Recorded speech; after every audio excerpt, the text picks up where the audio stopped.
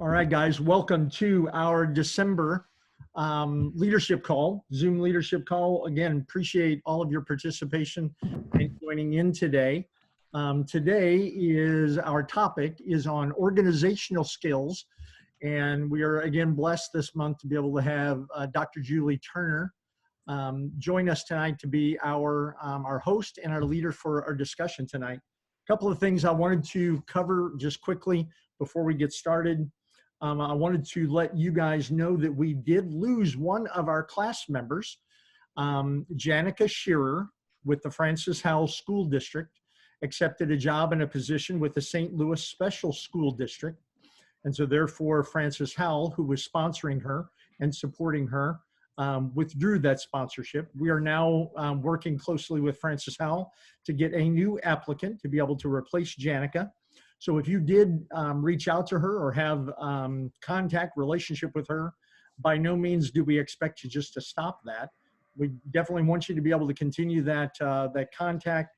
And again, we will certainly wish her the best. A great opportunity for her to move over to the special school district in a new position. We are also welcoming, though, another a participant back into the class. Right as we started our program year in August, one of our class participants withdrew because she was starting into some medical issues and things. I don't know if you guys know Christine Zika. She has been going through chemotherapy, and today was actually her last chemo treatment. But because the class programming and our program dates are delayed now until August, she is able to join us back and will be on the road to recovery and doing well. So we are excited to be able to welcome Christine back into the class. I will be getting you guys an updated class roster with her contact information and email and those kind of things. We did invite her to participate today and join us, but obviously she's been busy today at the center and getting her last treatment and stuff today. Got to see her video on Facebook today, ringing the bell and taking her last treatment. So we are excited again to be able to have her join us back. A couple of things I also wanted to update you real quickly on our upcoming schedule of leadership programs. In the month of January, we are going to welcome Greg Noonable with SSM Health, St. Joseph's Hospitals. He is going to be our presenter for a discussion around leadership demonstrated in healthcare and what COVID has taught us. So excited to be able to have that. And again, a great timely presentation. Greg will be joining us in January. In February, Captain Doug Rains of Central County Fire is going to be doing our leadership presentation on diversity and implicit bias, what this means to me, my community, and my workplace. That's going to be a really good presentation. Doug has been very, very actively involved across our entire region in working with diversity and building bridges between individuals of race and of color. We're very, very excited to be able to have Doug make that presentation in February. In March, it's going to be promoting your skills, resumes, bios, and LinkedIn. And that is going to be presented by Justine Robinson. Justine is the Senior Special Leasing Manager at CBL and Associates Properties over at Mid-Rivers Mall. She's from the class of 2019. And again, we're excited to have that presentation coming up in March. And then we will wrap up our presentations in April. The topic in April will be avoiding and addressing personal and professional crises. Chief Skip Stevens from the Cotterville Fire Protection District will be our presenter in April. He's from our class of 2018. So again, we've got a good lineup of programs coming up. I will get that listing of those out to you. So if you missed writing any of those down or getting any of those topics, we'll make sure that, again, we get that information back out to you guys, and you'll have all of those dates and times. Again, tonight's presentation is going to be Dr. Julie Turner on organizational skills, but I also wanted to make sure that I had a chance to cover a little bit, and let's see if I can do this here. Again, my screen is different. There we go. Our sponsors this year, our platinum sponsor and main sponsor for our program and for the Vision Leadership Program is Barnes Jewish St. Peter's Hospital and Progress West. Our gold sponsor this year is Compass Health Network, specializing in mental health facilities and services throughout our region and actually throughout our state. Kelly Kerr is one of our board members and has been a great supporter and is over with Compass, and he's been pretty instrumental in getting and securing that sponsorship for us. Mercy Hospital is a silver sponsor this year. SSM Health, St. Joseph Hospital in St. Charles and Lake St. Louis is a silver sponsor. St. Luke's Hospital over in Chesterfield, they have several clinics and facilities out in the St. Charles County area, but they're also a silver sponsor. The O'Fallon Hoots baseball team is our alumni sponsor. Once you guys graduate and move into the alumni, you will see and receive our alumni newsletter, and that newsletter is sponsored and supported by the Hoots. We also have 3 of our main chambers in our community are our sponsors this year for the Vision Program: O'Fallon Chamber, the Greater St. Charles County Chamber, and the Cotterville Weldon Spring Chamber. They partner together and are encouraging everybody to make sure that you are shopping local, supporting your small businesses and working with businesses in your community and doing those things, again, locally during this holiday season. So make sure that you are out doing that. Again, O'Fallon, Greater St. Charles, and the Cotterville Weldon Spring are great chambers. And again, they're great helpers and supporters of our program this year as well. Without further ado, let me see if I can do this now and make this somewhat seamless here, Dr. Turner. You always call me Julie. I know, but I always call you Dr. You don't, yeah. Sounds. I appreciate that. It does. It sounds more impressive than I actually really am. That's for sure. Turn over hosting capabilities over to you. You should have it now and be able to take over. All right, sweet. Okay, so you all can see my PowerPoint slide. Can you? I can't see you now, so I'm hopeful that you will. You see where it says organizational skills? What's the big deal? No. Nope, not yet. Okay.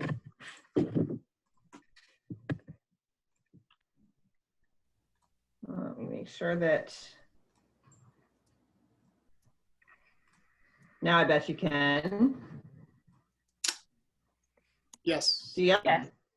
Okay, sweet. Okay, sweet.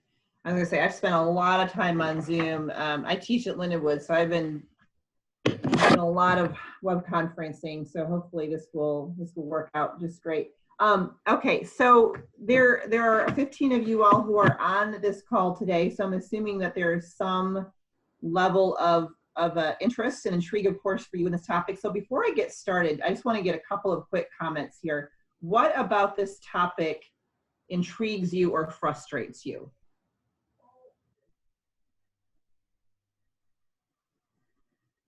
Just a couple quick things before we get started. I'll jump in. One of the things for me, I teach and do a lot of organizational work and planning and that prioritization, working as a business coach. One of the things for me is getting my creative time, finding the downtime and those pockets of time to really focus and concentrate and manage my creative energy. I'll get stuck running through tasks or interruptions all day long, trying to block out that time and find that time when I can actually be clear-headed and creative and actually work on projects. Mm-hmm. That is a current challenge. Okay, awesome. How about one other thought? Is it you do really well with this, or it's just befuddles you? What's just one other thought about this particular topic? I'll jump in there. I would say that this topic probably is frustrating for me the most because I'm more of a fly by the seat of my pants type of personality. Mm-hmm. And I'm constrained by, or what I feel might be constrained by being too organized. Then I kind of fall apart when I'm not organized enough. Got it. That makes a lot of sense. So this topic has always really interests me. I think that I have I don't know if it's being firstborn or just sort of being more of a natural type A person. This is not being organized at least in my mind. I think people who are maybe like my family would think that my way of being organized is a little unique sometimes, but has always been sort of a natural way So for me to not operate this way actually makes me more dysfunctional or more stressed out. And so I can appreciate this. And one of the interesting tidbits about this before we get into some of our thoughts to share on this, I had a guy I worked with several years ago his office was horrendous. It was, I don't know how he could find anything. It had piles everywhere. Everyone kind of made light of it. It was sort of a funny thing. Just a very amiable, approachable, great guy, but just huge mess. And so I was across the hall from him, and I am the opposite. I in fact, I can be a little hasty with stuff. I don't like stacks of stuff everywhere. It makes me nuts. So he made a comment to me one day. He says, "Well, it doesn't look like you do anything." I thought, well, that's actually a really not a good way of looking at this, because I would watch him and it would take him an hour to find something. So I thought that was an interesting way of sharing some observations about that. So I would have to say sometimes in my life of being somebody who really puts a very high premium on methods and processes and putting things away and being careful about that. Sometimes I know that there can be a tendency for other people to think, oh, well, she's caught up and therefore we should give her more. And so I can appreciate that sometimes having this orientation, there can be a little bit of a backside to it as well. So I had asked you guys, did a couple screenshots. There were several of you that did my quick little Survey Monkey survey around organization. And so I thought I'd pull up just a couple. These are a little bit hard to see, so I apologize for that.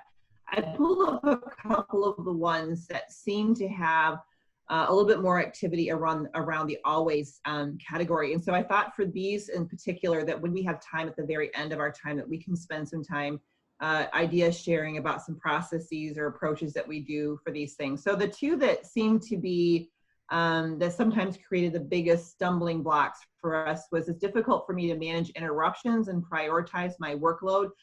When we have, you guys are not a shy group. I figured that out from when I spent time with you all back in October. So I'm excited about that. So I'll be really interested to talk through, what does that look like, since, a lot of us have worked from home. I know sometimes creates some added challenges of trying to figure out mentally separating work from life. Like right now I'm in my dining room. So, when I go to work, I'm literally walking 10 feet to where I have my office set up. And I've been very, lots of ways I try to be intentional, but I've tried to not set up a separate office in my house, because I'm afraid that once I do that I'm inviting COVID to stay. So I feel like between that and cute masks, I'm not going to find any excuse for that. So it'll be interesting. I'd like to hear some thoughts at the very end about how, are there any unique ways that you have found organization to be more challenging because of the pandemic, either because it's very difficult to separate work from your other life things. Maybe you approach work differently if you're wearing yoga pants or if you're not. All these kinds of things. So I'm going to be really interested to hear about that. For a good chunk of you guys, if you didn't say always, there was quite a bit of, at least sometimes, where you feel like managing interruptions and prioritizing workload can be a bit of a challenge. So I want to really talk about that. The next thing here is email, and I would agree. Email is a mixed blessing. I think what it was initially constructed to do, we have found that it can be very disruptive to our lives, and trying to figure out how to separate it and when to use email effectively. So I thought I would just provide a couple of screenshots for you guys on what your own thoughts were around a couple of things that you find really challenging when it comes to being organized. Okay, so let's talk about this. So I'm going to go back and think about the guy that I used to work with, and he, like, so what? So what if if I procrastinate, although I'm not suggesting that people who procrastinate are not actually good at being organized either, but so what? So I'm spontaneous. I'm these things, I'm creative. If I'm a creative person, certainly I can't be expected to be organized, all these kinds of things. And so just like there's research about everything, I think there's a few really cool things to understand about this. And I think what being organized looks like for you, and what looks like for me or for Mark or for Jason, whoever else, is going to be different based on our personalities. And I loved what Jan had said a little bit earlier about with our kids are around. I know if, the way that I like to operate with my space, isn't a way that's always going to be really comfortable for everybody else in my household. So, you want to be very careful that you're, you don't want to create a neurosis unnecessarily among your family members. So, trying to figure out what's worth it and what's not, but, more of a mindset around organization as opposed to maybe the physical look of this. But I wanted to share with you this white paper. So there was some research done around disorganization, how there might actually be some costs associated with this. And I am talking about disorganization here more within the context of your professional life. So let's look at this. So they did a survey of about 800 employees back in 2010, and they found that there's actually a pretty significant cost to being disorganized. Okay, so I have it in bold in here. The annual cost of U.S. job-related inefficiency for full-time employees looking for misplaced items, okay, ends up equating to about $89 billion annually. I mean, that's insane. And I really don't know what the basis of that research was. I don't know if they equated number of hours and average hourly wage among the people that were being surveyed. It's a little bit speculative, but regardless, I mean, we're talking about a huge amount of loss when it comes to the aspect of efficiency. All right, so if you combine searching for lost items with searching for lost files on the computer, then we're talking about a cost of $177 billion a year. Again, I don't know the exact means by which they measured this, but I think it'd be pretty fair to say that we're talking about a very substantial loss to companies.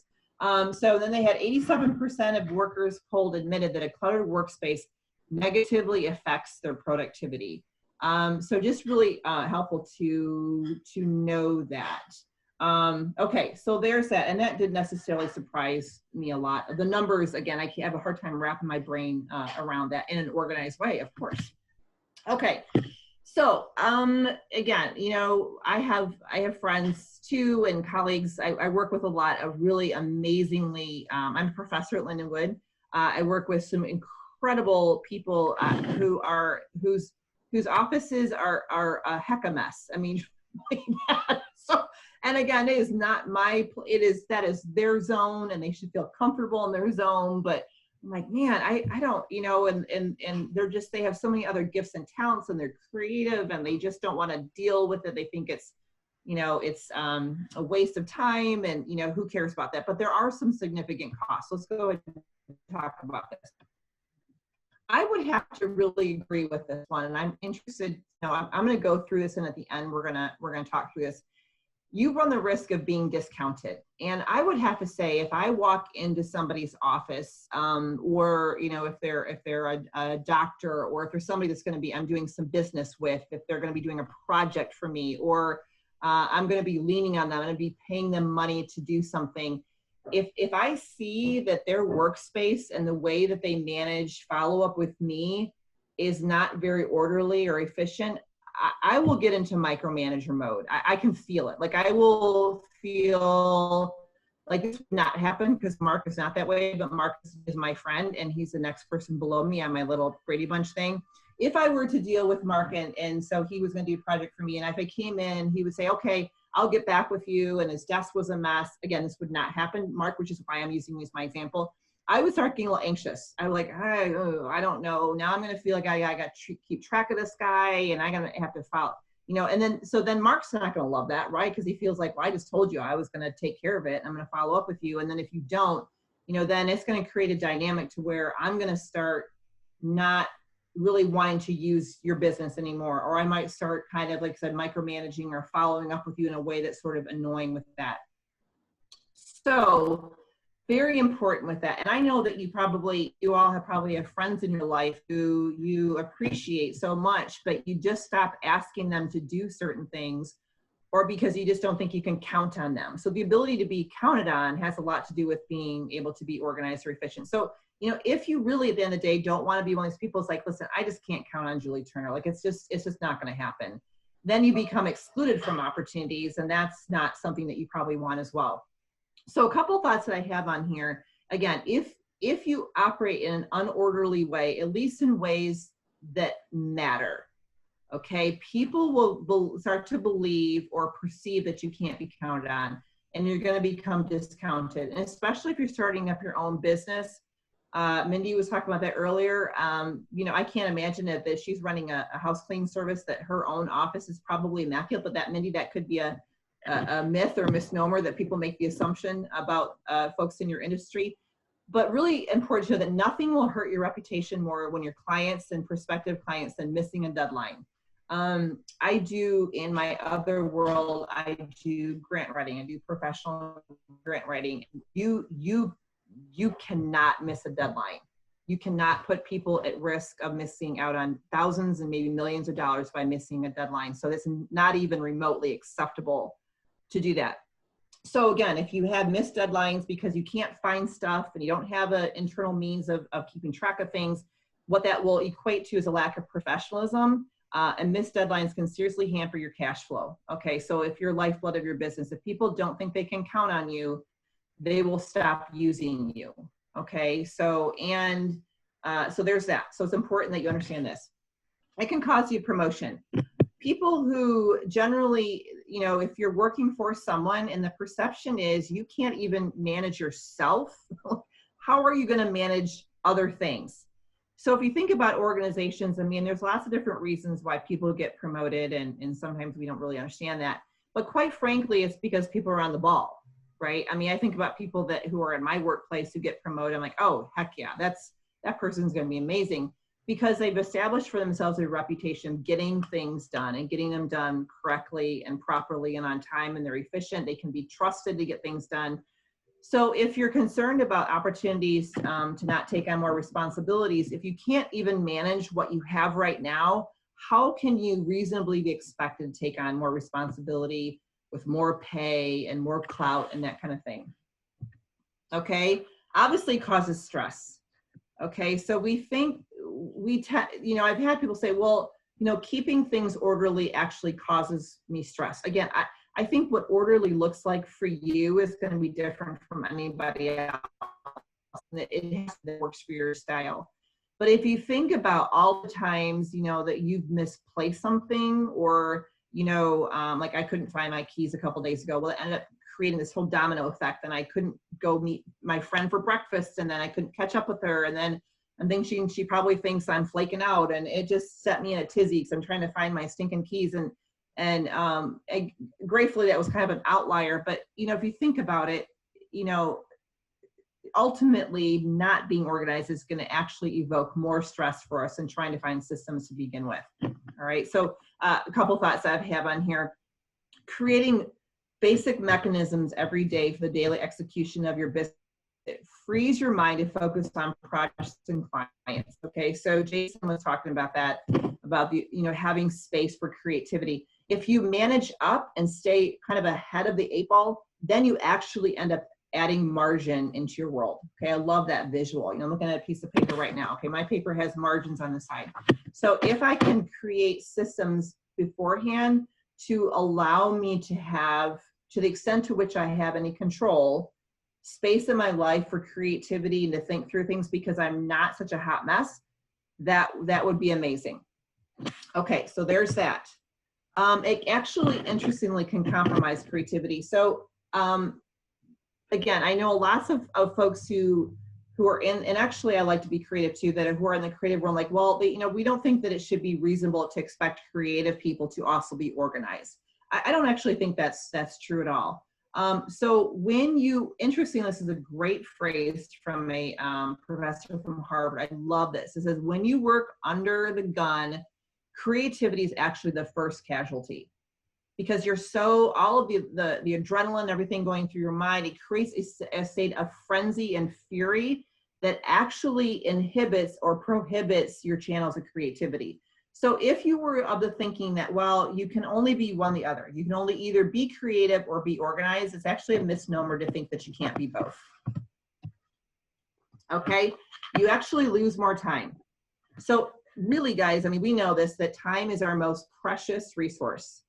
Okay, when we have a system of wherever our paperwork is or documents in defined location, you don't have to rack your brain trying to remember where you put it or where that Post-it note with the client's information is hiding. When you have a proven system in place, you simply go to that source and locate the information. And so whatever works for you, as long as it's the same system every time. For me, I need to have things fairly visual. So even though, on my phone, I have all of these apps for to-do lists, I actually don't love that. So it's one more thing I have to check. So I know for me, I'm still old school, like Post-it notes and index cards. And I look at, obviously too, I have sort of this interesting gratification with crossing things off my list. So, and I can't do that on my phone. So I like to take my pen and old school cross things off. So that works for me. And I have little like stacks that are a certain way so that and I know that that's how that works for me because I'm a visual person anyway. I learn things visually. So if I had everything put away in a file cabinet every night, that actually would create more stress for me wondering where things are.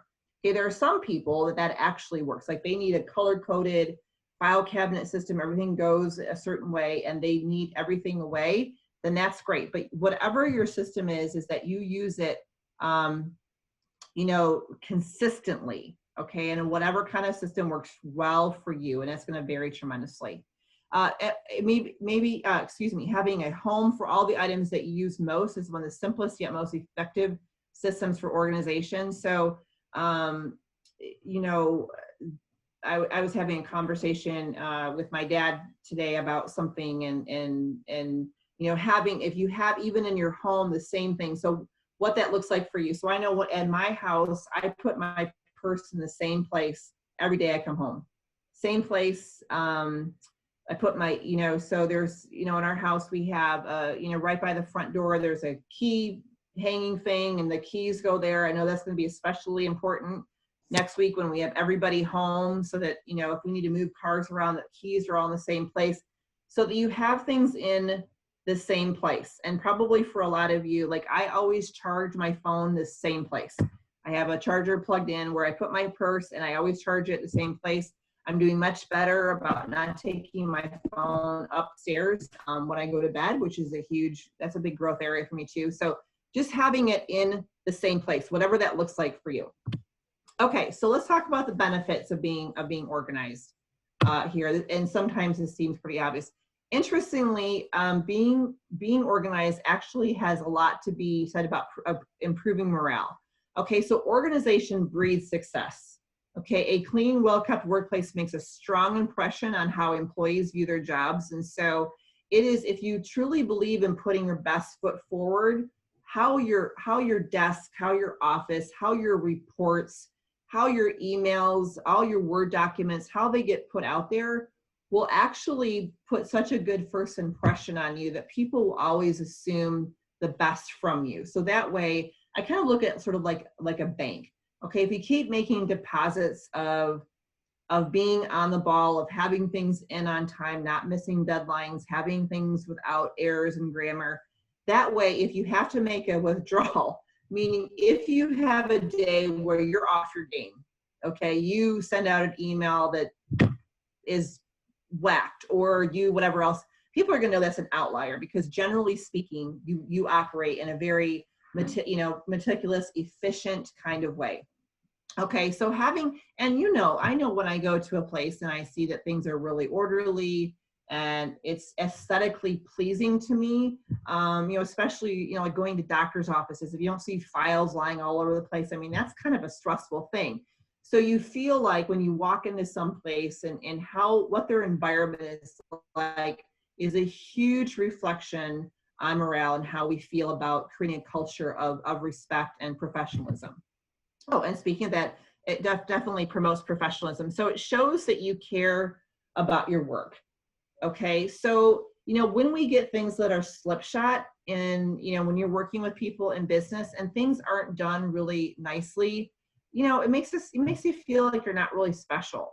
And I think about this with a lot of things, when I do business with somebody and they give me a prospectus or a bid and it's put together very professionally, it's in a folder and it's like free of errors, even if they end up costing me a little bit more than their competitor, I can look at that and feel like, wow, at face value, like they're going to take care of me.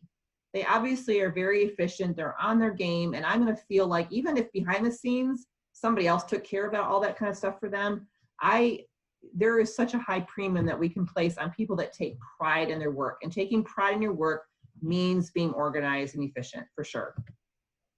Okay, this seems like kind of a more obvious thing, but it's promote safety and health. Now, you know, hopefully you're not in a situation where your piles of stuff all over your floor are actually creating a tripping hazard, but in some situations it actually can be. I mean, we've seen that.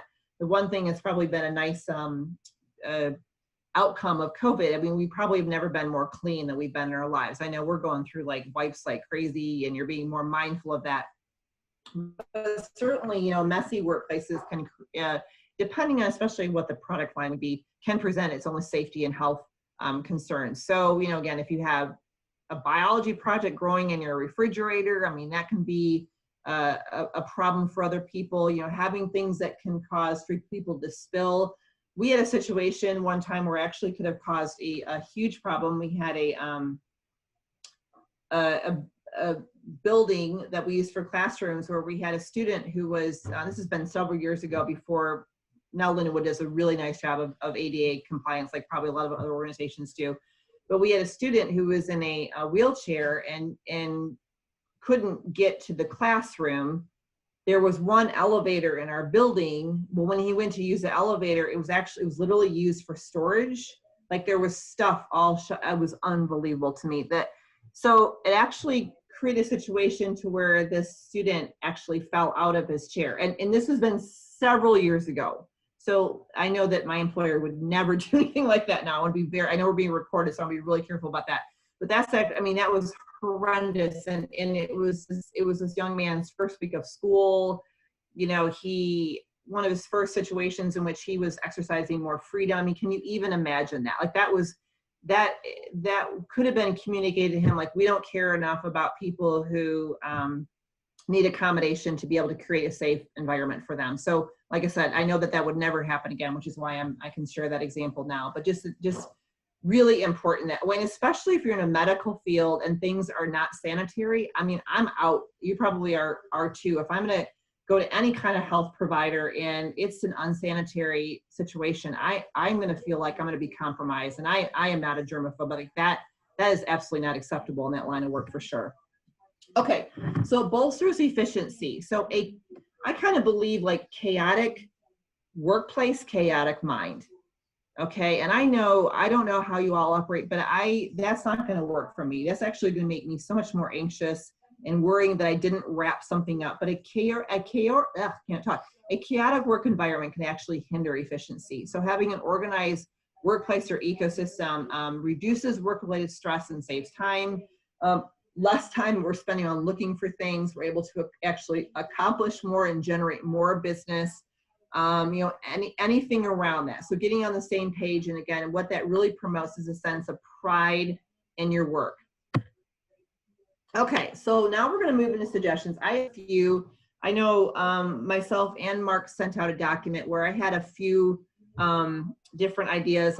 I can talk about like what I do that really works well for me, but I really want to hear from you guys too, because you guys are classmates and we want to hear the cool things that you had.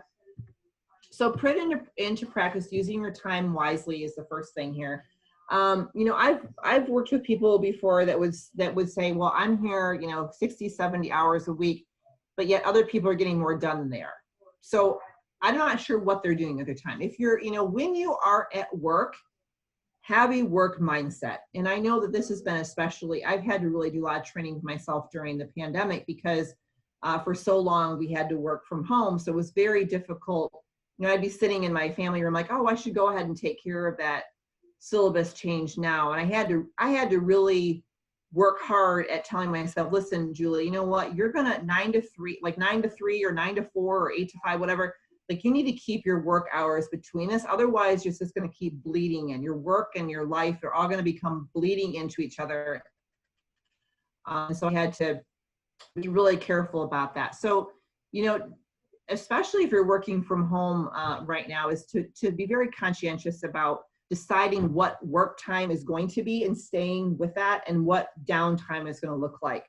And again, I think that has been an especially big challenge during the pandemic, because otherwise this is what's going to stress us out and wear us down, is if we don't have means by which we divorce our work life from our personal life and keep those kind of separate. Write it down. For me, I'm like I told you before, I'm kind of a Post-it note junkie. So I'll have a stack of Post-its in my console in my car. I have them in my desk. I have some here. I have some lying up by my bed. So if I have some dream in the middle of the night that made me think about it, I write it down, and I just hope the next morning I can actually decipher what I wrote down. But don't depend on your memory, and not because we're getting older, but for anybody. You know, as soon as you think, and you know, it's funny, I have a friend who actually, and I actually did this a couple of days ago, I had a pen, I didn't have any paper, so I just like wrote it on the palm of my hand. Wherever it is, write it down, or send yourself a text. I've texted myself before. I'll say, hey, you know, take care of this tomorrow, and I'll send me a text real quick, and they'll because I usually text just speaking into my phone, but write it down. You are not going to insult someone by saying, oh gosh, if I don't write it down when they're talking to me, they're going to think this is not important. I'll say, hey, you know what, Jan, this is so important to me. Like, hold on a second, let me find something to write this down. And actually will make that person feel like they're important to you. They're important enough to you that you're going to write it down and commit to doing it. Working ahead of schedule. This is something that I think is very important. You know, for me, I'm going to have, you know, my college kids home for the first time in a really long time. And so I have personally been very diligent about taking care of all of my syllabus work, spring syllabi, anything that has to be done in January. I've worked really hard to get it done so that I can actually enjoy my time with my kids. And so there's no shame in working ahead. If you have one of these days or a couple hours where you don't have anything to do or some downtime, you know, knock out something that's going to actually help make your life easier, you know, when you have it more hectic time. I tell my students that all the time. I say, hey, look at all your syllabi for your classes, and whenever you have a down week in one, then ramp it up in your one that, you know, you have enough for another one, so that you're not completely stressing out and freaking out by the end of the semester. Okay, keeping a clean workspace. Again, you know, shoving everything in drawers, of course, is probably not the best solution if you can't find anything either, but just making a conscious effort of that. So I know before I go home from my office at night, I take my papers, I take these things, and like, here's an example of, I have these things written down, here's different things, my list, and I will put everything together, and I will put my little list, and I'll put it on top. So the next morning when I come in, everything's sitting there ready to go, and I just feel better. I feel like I can leave my office knowing that I have everything together. All right. Customize your approach, and this is what we're going to talk about here in a few minutes. Interested to hear from you what works best for you. Some people, I don't have one, but some people have like a dry erase board in their office that works really well for them, or their Post-its, or they use different technology like Notes in Microsoft, so it pops up on their screen when they come in the next day. But I'd be interested to hear from you what works for you. Get prepped for Monday and a Friday. I will do this as well. So I will, at the end of a work week, I will sit down and I will just write myself, you know, I'm going to be ready going into Monday. Okay. I put a very high premium. I actually, in my work, I will intentionally block off the afternoon on Fridays to just be ramped up and ready to go on Monday, so that I am not spending as much of my weekend time doing work. Okay. I'm trying really hard to create a work-life balance, if there even is such a thing. So that's something that, if you can do, that would be a really good approach to have. Some people, what they do is they don't necessarily do that on a Friday, but they commit themselves to not checking email over the weekend, which is great. Such a great habit for us to get into. But then what they'll do is on Sunday night, this is what they do on Sunday night instead. They will get in there and they'll clean out all the emails that are just spam and junk. They get themselves sort of orientated to Monday, but then they've made sure to give themselves the rest that they deserve on Friday night, Saturday, and then Sunday during the day. Okay, so here's a little bit conversational. So let's talk about this. So this is our time to share. What would you guys say is your biggest challenge when it comes to organization? We're gonna just share ideas now with each other. What's your biggest challenge? Go ahead. Mine is the job in itself. I like to say that I have organized chaos. My day changes throughout so much, and if I'm not organized to a point, I struggle, but if you're too organized and too rigid, you can't go with the flow, which you have to when the customers are calling at the last minute to change or. Exactly. Let's talk about that for a second, because I can really appreciate this, because I think we don't ever want to get to the point where we are so regimented. I liked what you said. Being organized and having a method does not mean that we're going to be unnecessarily, I hate or neurotic or so hung up that we can't be flexible. So do you have any good strategies that work? 'Cause I think it's so important that you share that. Well, like I said, I've always been an organized chaos type of person, and it just really works well with the job. I have my binders, I have my notes, I do all of that. Everybody knows it's a big joke with everything that I write everything down, but then I can just flip on a switch and come up with it. It's just my brain working faster than anything. Mm-hmm. Do you think because you've managed up so well with having all these processes that you've allowed space for those sort of last minute crises? Most definitely. Yeah. Right. So you mentioned binders. I don't know if people use binders. I know some people use that, or they use like stackable. Now, do you prefer binders versus a technology approach? Yes. Or do you have both? So that works for you. I do have both. I do have my Chromebook that I use for everything, but I literally have a binder for everything. I have a binder for work, for vision, for Little Black Book, for Team Bob. I just have a binder for everything in my life because it keeps me organized there. Okay. You don't have to worry about it crashing. That's right. For sure. All right. So we got one thing for binders. What else? What is at least either another challenge, that you've figured out a way to deal with it, or else you still have this challenge and you'd like to get some insight from your classmates? I think it's, oh, sorry. Go ahead, Jessica. Sorry. For me, I think that when you work in a team environment and everybody's organization skills are not the same or they're non-existent,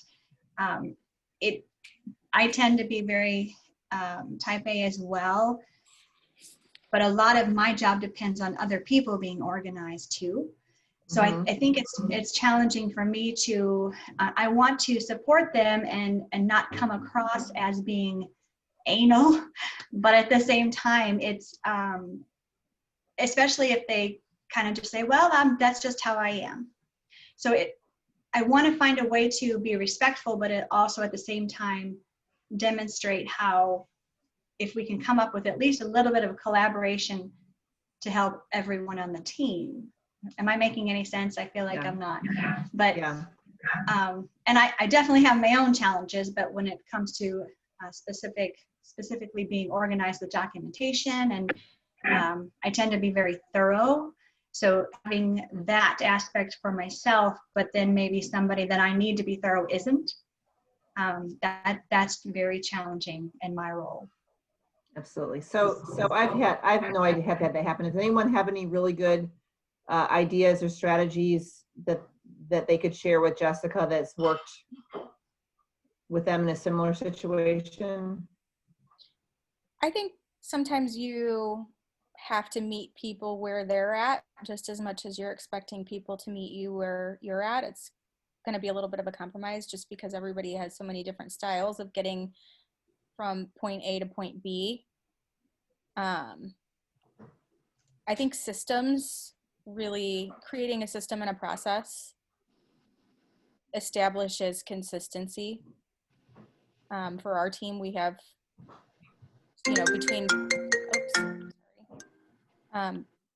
between 15 and 20 people with very different styles on getting things done. And so communication can get interesting sometimes, but once a process is established, then nobody can really go back and argue that. Very true. If I could add, go ahead. No, please. I'll just add one of the things to look at. We have a tendency as humans to look at the process and the details of how things are getting done, and the idea that everybody's going to do things a little differently. One of the ideas is to step back and just be very clear about what is expected and really manage the outcomes of how you hand off to each other. So if you're clear on the outcome and how it needs to be handed off, or what the finished product is in any type of process, especially when you're dealing with multiple team members, that can be very helpful, and it reminds people not to get so hung up on the actual process because somebody does something different than the way I would approach it, right? Looking at the messy desk and, okay, I can't function that way, but somebody else might be able to. And as long as the outcome and the handoff is good, and it's a good finished product and we agree to it, then you can operate a lot better. Yeah, I think that's a great point. Because like I wanted to say that, not everyone has how things look aesthetically or physically the same kind of approach. I know, and Jessica, what do you do professionally? I think I already know this. Development director. So I rely a lot on financial information and documentation. Yeah. Okay, that's what I thought. All right. So I know now I'm a one-person show in my department now, but there used to be like 4 of us, and admittedly my 3 colleagues were amazing people, but they were super disorganized. All of them, like, that's one thing in common. So what I would do sort of is what Dave was saying is we'd have a faculty meeting between us, and I thought, okay, well, if I set the example of what I'm hoping to expect from them, so I always would have an agenda every time. And then I would always send up a follow-up email. I say, here's what we talked about today. Here again are the deliverables. And then what I would do with the folks that I worked with is, we use Outlook. And if there was like, okay, we have a deadline of October 1st for these things, I literally sent out a calendar invite for that. Like, this is due at 8 o'clock or whatever else.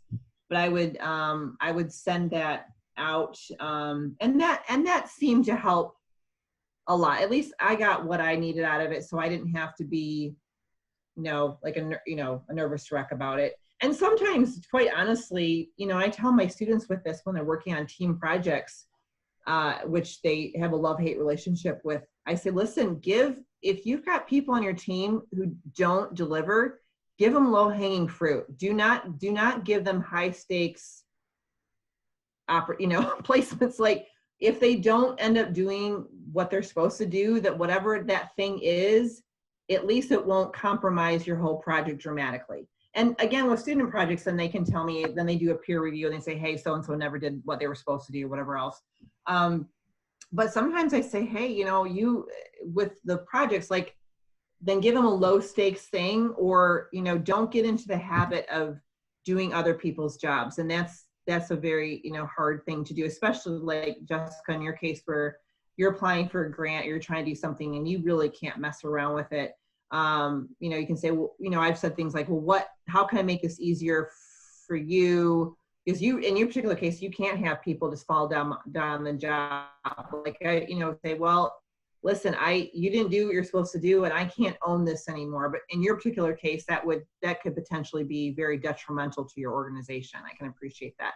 But I've used Outlook. I'll do an agenda beforehand. I'll do a send out right afterwards what we talked about and who's doing what by when, and I'll do little calendar reminders, and that seems to work for me. I don't know about the rest of rest of you guys. How about, do you guys have, any of the rest of you have, what is your greatest strength when it comes to organization? Like, you just rock this thing. What is something you do exceptionally well? We got binders going. I've heard that one. What else? I give up my my stuff to my assistant manager because she's so organized and she loves to do that. Oh. That if I didn't have her, I would be literally lost. And she keeps me organized to the point where she knows about my meetings more than I do. And she'll remind, and I used to feel bad about that, but then I realized there are things that I do that I have strengths on that are right. in hers, right? And so I have a team of about 7 on a regular basis, and if I didn't have her, my team would be very disorganized and we wouldn't be on the same page or moving in the same direction, especially with a lot of customer appointments and a lot of meetings, things that are they can't be rescheduled and things like that. So my biggest strength is giving that up to her to allow her to enjoy what she likes to do, which is be organized and create an atmosphere of organization for our team. Well, I mean, it sounds like you figured out you figured out yourself. So that's great. I mean, if you can, like, that's awesome. You say, listen, I know I can do this really well. And I know that somebody else enjoys this because Jason, what it's sounding like is that you still value it. Like you still value having things be productive and efficient. Then maybe it's just not really your jam to be this systems kind of person. And I think, as long as somebody's getting it done, so it's not reflecting disfavorably on your organization, go for it. Right. How about anybody else? What's something that you love this thing that you do? Maybe it's different color highlighters. I don't know. What is it that you like to do? Well, I'm a huge multitasker, and I'm sure some of the girls on here will tell you that. And I work really, really far ahead. I have this huge calendar on my wall because I'm in just a few organizations. So huge calendar. I work way far in advance. So multitasking is my jam. And this calendar organization, it's my friend. When you talk about crossing things off a list, here's my list. I live and breathe by this thing. So Alicia, tell me if this is you. So this is like full disclosure here. So okay. Do you ever put something on your list that you've already done just to have the satisfaction of crossing it off? Oh yeah. Yeah. Okay. Because I knew I had to do wanted it that sure day. No, you're not. No, if I had to do it that day and I already did it, I wrote it down. I was like, oh, I already did that. I know, because it's so gratifying. It's so great. How about, so how about in your, maybe not even a specific person's name, but either growing up, maybe it was your mom, maybe it was a guy you worked for. Was there anyone in your, that you've known so far who was the most organized, and what made them so? Well, it's kind of the opposite. How about that? So I'm glad my mom can't hear me. My mom is super unorganized. Yeah. Like she's really good at her job, but if you were to walk into her desk, it is piled high. It gives me craziness to look at her desk, or the house is a mess. So I'm the complete opposite. So I think it's made my desk is always clean. It's always organized. I mean, my husband came in the other day and I had a few piles and he goes, what's going on with your desk? It's a little messy. I mean, he thought I was having a bad day. He was like, are you okay?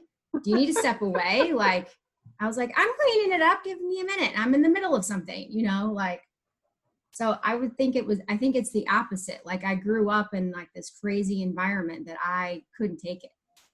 So it led me to be super organized. Same. Yeah, Veronica, same. Yeah, my mom owned a business. She owned a dance supply store when I was a kid, and her office was just piled high with paperwork and filing cabinets. And I really appreciate that so much has gone digital. I hate paper clutter. We do not keep paper at Cool Touch at all. I've really embraced the digital side of things. We use an organization tool called Trello that has been a huge lifesaver for our business. When we first started, my husband had everybody writing things down on paper. I mean, it was a team of, a handful, and things were started off on like writing it down on paper, and then they went to a clipboard system, and I was like, no, we can't have this. It has to be, I can't work in a cluttered area. My mind cannot function if there's clutter. I understand that. And if you ever need to feel better about yourselves, if you think you're kind of messy, if you just watch Hoarders or whatever the show is, you will feel amazing. You will feel like I watched that show just in complete disbelief. So if you're ever feeling messy, if you watch that, maybe you actually feel a little better about yourself. I can't even go to my parents' house anymore because really? They're a real life. Hoarders. I haven't been there in years. Mine's my oldest sister. The anxiety is real. But don't give up on your relationships. Like we're not advocating for not having our they just have not loving on our families. Oh no, they come here. Yeah, we just don't like them to go to their house. They come here and they ask questions like, why do you do dishes after every meal? What? That's a thing. Yes. And you go to their house and ask, why do you not have cabinet doors? Why is your house so clean? Oh, it's called Mindy, cottage care. Yes. Yes. Yep. Well, how about so the last question I have before we kind of wrap things up is how would things be different for you? Like if you knew that you found a system or a mindset, whether again, if it's even basic things, if I were to prioritize for you all, if it's the first to start writing things down, okay? Just when you say you're gonna do something or you think about something that would be good to do, have a couple of places either in your home or office where you just jot it down. And then however you tackle that is up to you, but just don't minimize the value of writing things down. And then you don't have to go back and think through it. Do what you say. Okay, so if you tell someone you're going to get back with them within 2 days, okay, if you don't want to lose their business, either whatever method works for you, do a post-it note, put it on your calendar. I would say for my Outlook calendar, I would say at least half of what's on my Outlook calendar are just reminders, not more than dates. I put reminders on my Outlook calendar all the time.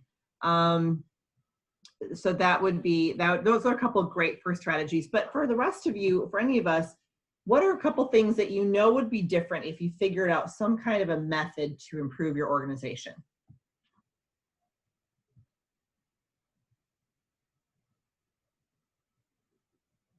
I can be very inconsistent when it comes to my organization. So sometimes I will be very meticulous about what I'm doing and it feels really good. And then for whatever reason, I'll fall off the wagon.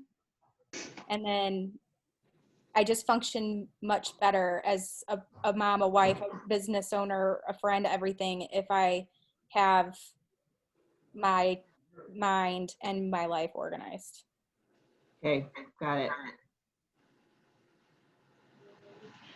For me, I get distracted if something is not on my plan for the day.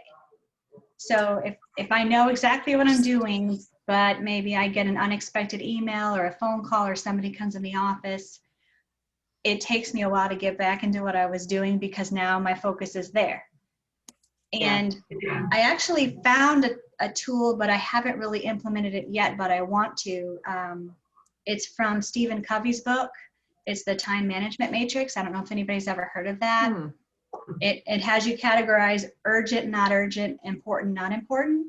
I haven't implemented it yet, but it sounds like something that would be very helpful for me because I want to, anytime somebody comes in the office, I feel like it's important and I want to help them or be a part of what they need me to be a part of, but I might have 3 things going on right at that moment. So I have to prioritize right then, what do I need to do right now versus what can I wait till tomorrow or next week to do?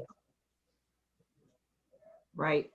And one thing, I know I do this, I don't know if anyone else does this, if I'll have my to-do list, it'll be today, like that'll be the top section, this week, within a month, and then whenever I get to it. Like I'll throw things in those, a few different categories to help me prioritize. I don't know if anyone else does something like that.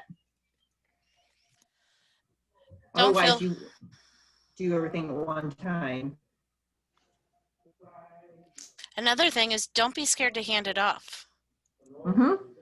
If you're not great at scheduling, then give the scheduling to somebody else or, you know. Right. Know your limitations.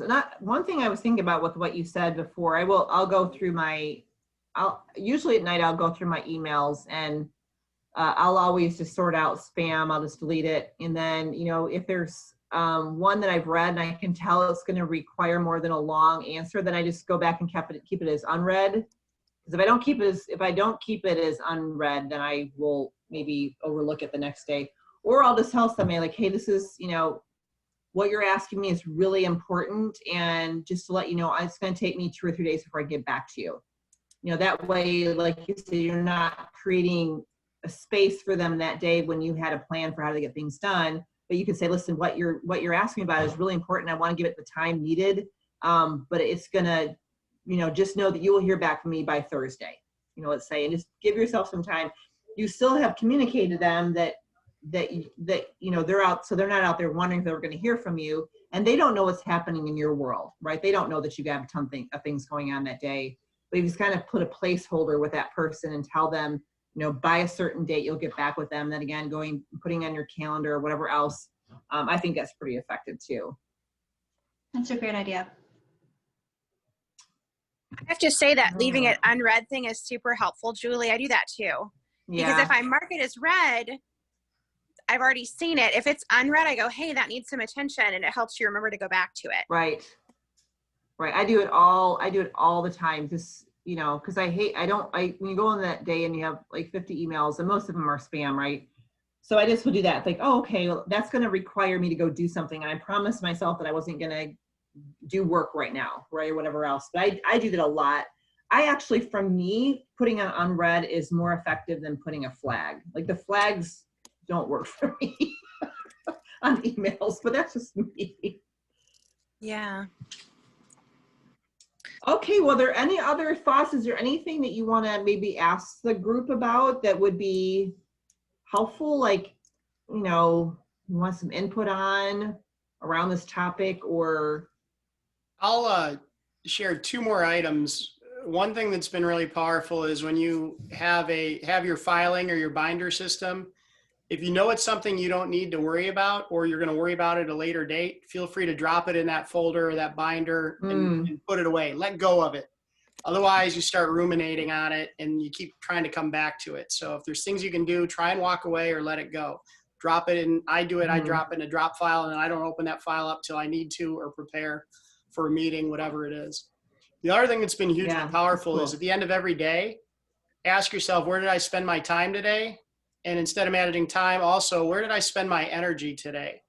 Yeah. What was it when I was filled with energy because it was something I liked doing?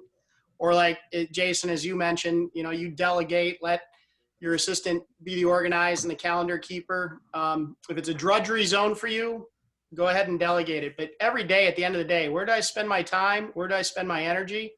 And when you were really feeling energized or empowered, those are the things that you probably should be doing more of. So take a look at that.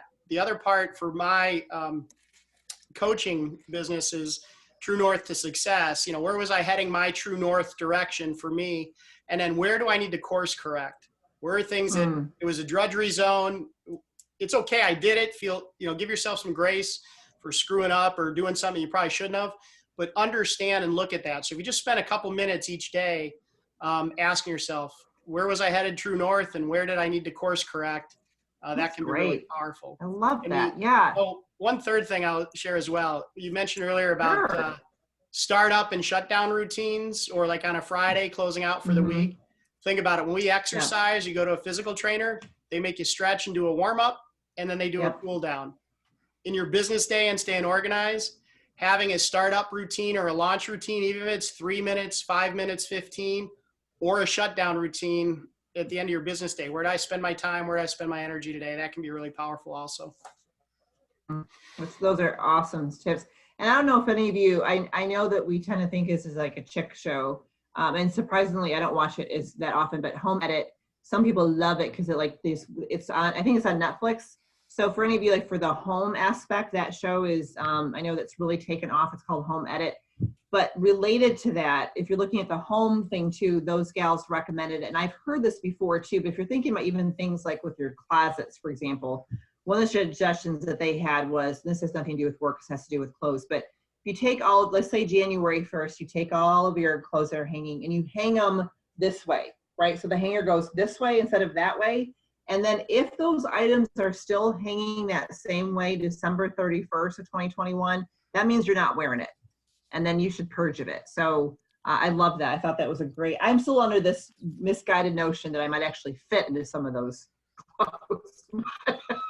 At any rate, I thought that little hanger strategy was a really cool idea. Well, I don't have anything else for you all. It's been great hanging out with you. Mark, I don't know if you have anything that you want to close up with before we sign off. Just wanted to thank everybody again for your participation and for joining us. We have worked real hard to make sure that we're getting these good leadership programs put together. I know our presenters are putting a lot of time into getting some good material and things together. Genuinely appreciate you joining in and being a part of these. If we don't connect again before the holidays, I want to wish everybody a very, very Merry Christmas on behalf of myself, our board of directors, and all of our committee people. Again, we want to wish you guys a great Christmas, a great holiday season, and we look forward to finally being able to get together in person sometime next year. I can hardly wait. I'm a little tired of Zoom, but really, really, really excited about getting things together and really getting this class up and going together. So again, thank you guys, and very, very Merry Christmas to all of you. Merry Christmas. Yes, Merry thank You as well, Mark. Christmas. Thank you. Christmas. Happy holiday, Merry Bye-bye. Christmas. Bye. Thank you guys. Aw. Thank you. Thank you.